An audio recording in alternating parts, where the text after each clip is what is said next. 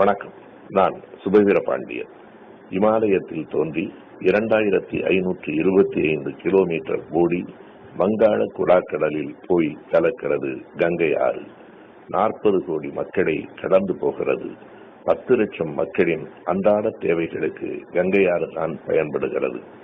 ஆனாலும் இந்த பேராறு பிணங்களை எரித்து உள்ளே விடப்படுகிற காரணத்தால் உலகத்திலேயே மாசுபட்டு போயிருக்கிற ஆறுகளில் 5வது இடத்தில் இருக்கிறது என்று அறிவியலாளர்கள் கூறுகிறார்கள்.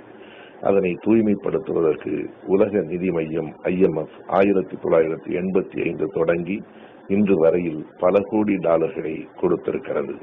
ஆனாலும் கங்கை இன்னமும் தூய்மைப்படுத்தப்படவில்லை. அதற்காகவே ஒரு அமைச்சகம் நிறுவப்பட்டும் இன்றைக்கும் அதனால் நோய்கள் பரவிக் கொண்டிருக்கின்றன என்று அறிவியலாளர்கள் கூறுகிறார்கள். பிணங்களை எரித்து ஆற்றில் விடுவதை நிறுத்துகிற வரையில் கங்கையை தூய்மைப்படுத்த முடியாது.